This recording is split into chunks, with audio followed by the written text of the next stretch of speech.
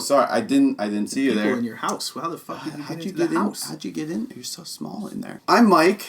This is Andrew. We're from the Earth's Mightiest Zeros, and this is our review of Deadpool. Deadpool was fucking great. What did you think? I am so glad that I wore my white pants when we went to the movie theater because I needed them. This movie went beyond my expectations. I am a massive Deadpool fan, and for years now I've been reading his comic books. We all saw X-Men Origins, and yeah, it's not pretty. But this is truly, I don't know if you want to call it a great apology. It's just a great film. Really, all around a great film. Yeah, what were your thoughts? I thought there was no way in hell that they were going to pull it off like they did. Yeah. Like, from everything that I saw, I wanted it to be so great, and I was worried that I got my expectations too high. Yeah. And they were not high enough. Well, speaking of expectations being too high, what made our expectations so high in the first place was this unbelievable marketing campaign. It was just shot after shot after shot of just awesome viral marketing. No, it's so good. It's so good. Even like the moments leading up to the movie were amazing. Yeah. We got these amazing little posters when we got there. I can get one of those. The trailers were great. Every little video that they put out, little TV spot was so good. And what made them so good is they showed really nothing in the movie. It was all pretty much original footage or like from one scene in the movie. Yeah, like I called this when we were watching the trailers before. I was thinking that whole scene was going to be in the first like 5 minutes of the movie and that everything else was going to be fresh. And that's exactly what it was like. Pretty much. This movie was really made pretty much because of the same type of viral marketing. Leaked footage happened. There was a leaked script like 4 or 5 years ago. That's really what made this movie, was people's reaction to a little tiny clip. The fan service in this movie was perfect. Yeah. Like, if you thought Star Wars had fan service, their fan service was like bullshit compared to Deadpool. Yeah, Ryan Reynolds actually said that there's over 100 little Easter eggs and stuff. We noticed a bunch of them our first time through. We got to see it a ton more times, though, to really dive in. And I mean, I'm going to be watching this movie over and over again when it comes out on Blu-ray. And you have no idea how many lines we missed because people were laughing their asses off. Absolutely. This was Tim Miller's first movie as a director. He's done a lot of special effects. He's a definite veteran in the industry. On the special effects side, he's directed some like cutscenes and stuff for video games and stuff too. This was his first full feature-length film, and I'm blown away. This guy is going to explode. Yeah, it was nuts. It was amazing. It was up there with like Kingsman in terms of the camera work and all the cinematography, everything. Yeah, it was awesome. Yeah, they crushed it. The really impressive thing to me was there's a lot of time hopping and stuff in this movie, and that can really put me off, usually. I really don't like that if it's not done correctly, but he made this so seamless, and that you were never lost. I mean, it jumps around a lot. Like, you're going back, and then you're going back again and forward and back, and you totally follow it. You know exactly where you are the whole time. It makes it sound like a lot of whiplash, but it's actually pretty easy to follow. Everybody knows that Ryan Reynolds was pretty much born to play Deadpool, and it's painfully obvious watching this movie that he really was. He nailed it. He nailed it. Yeah. He is Deadpool. Yeah. They're the same person.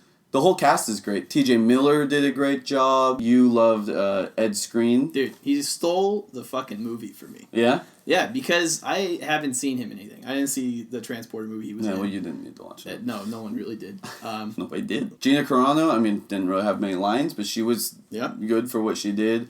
Ed Skrein was really great. He was a great villain. There was really no weak point for me.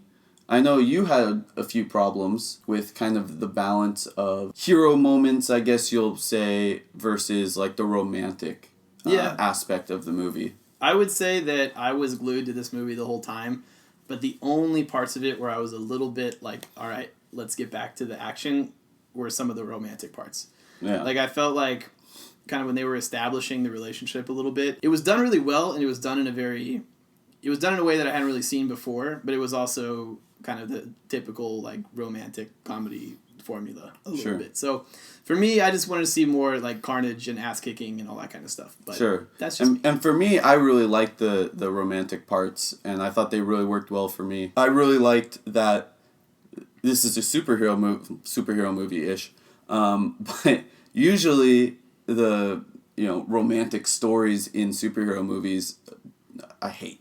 You don't like Hulk and Black And Widow? Black Widow, It bothers you a little bit? Yeah. Well. So like stuff like that can feel really forced, but like this, I felt it really served the story and the characters, and I thought it really worked well for me. Question that a lot of people had before seeing this movie was, is Deadpool going to break the fourth wall? Not a real question.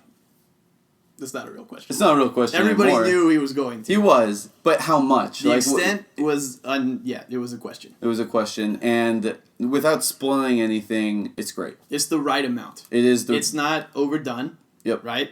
But they do it at very appropriate times, and they do it to the service of the film. Yeah, and I felt like that was going to be the part where it might have fallen apart. It had the potential to get really cheesy. Yeah, it really did. But they just did a great job. Another really impressive part for me is the action scenes. Dude. So good. I cannot believe... I mean, we knew that we were getting an R movie, but they went all out. There's some brutal shit. Yes. Like I feel like Tim Miller called up Quentin Tarantino and was like, so... how would you make a superhero movie? Pretty much. And Tarantino's like, well, if I had to tell you one way to do it. And he went on this long, fucking probably 4.5 hour uncut dialogue about how to do it. That'll be on the Blu-ray. But Tim Miller listened to him, and it's fucking badass. One of the best parts of the movie, without spoiling it, is the opening credits of the movie. Oh my God. And you Really? are hooked to this movie from the second it starts to the very, very end. Oh, yeah. And by the way, there's 2 very, very good end credit scene. Even the credits are great. The credits are awesome. There's a really cool artistic style to them. Yeah. But, yeah, stick around. Stick around for sure. Finish your popcorn. Oh. My glasses. A big question for me before the movie was how they were going to work in the X-Men, and was Colossus and Negasonic Teenage Warhead, were they going to be just kind of there? Yeah, Was I it wasn't going to sure. be... How was all that going to work in?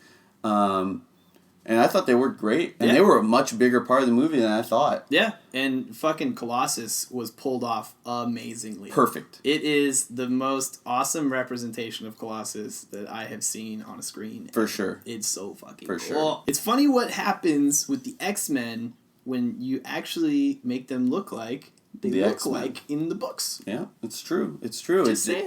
Just saying. It's a big FU to Fox trying to tone down the costumes and stuff. Oh my God, I just want that Wolverine suit to happen now. I know. I am still worried, though, about the future. Just like, I still don't know how they're going to make him, how you put him into that universe. And if they're going to, or if they're going to reboot it now, maybe they're going to have, who knows, if this is really successful, maybe they make an X-Men movie rated R. Oh, where Wolverine can actually be like a badass? Yeah. That would be pretty sick. Who knows? I mean, I doubt it. No, it's not going to happen. I doubt it, but...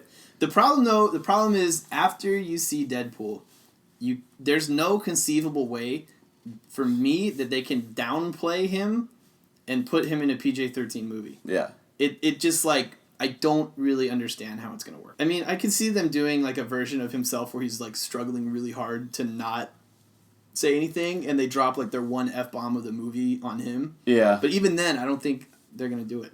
Yeah.